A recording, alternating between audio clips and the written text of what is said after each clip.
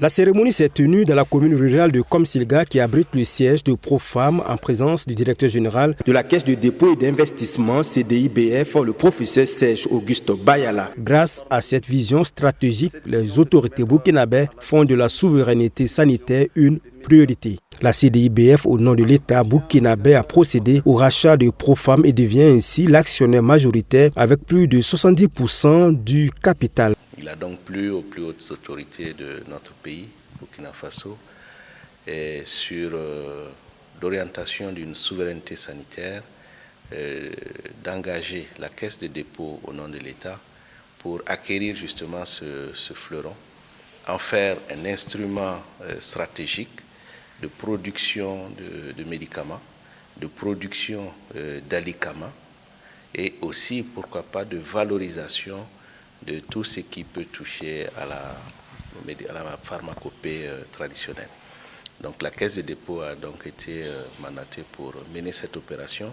Cela a pris quelques temps, mais finalement nous sommes arrivés à une participation de 70% dans le capital et cela a permis donc de mettre en place un organe de gouvernance faisant désormais de la Profarm, société d'économie mixte dans laquelle l'État est aux côtés d'acteurs du secteur privé, notamment des spécialistes du médicament, des pharmaciens. Yambouani Bonaventure Woba prend désormais les rênes de l'unité de production pharmaceutique Profam avec une conviction, celle de relever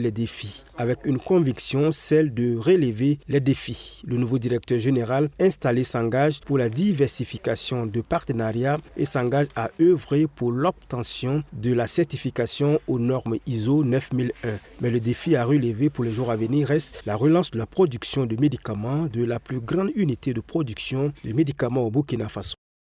On va dire que Profam SA a plusieurs défis à relever.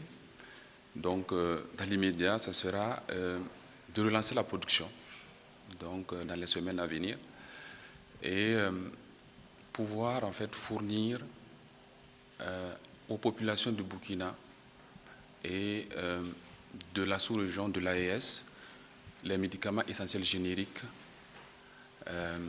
donc sûrs avec un conditionnement adapté.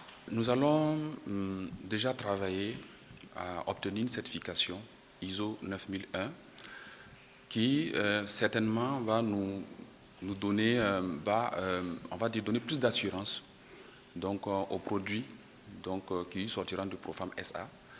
Donc cette certification aussi nous aidera à obtenir des partenariats avec des firmes étrangères.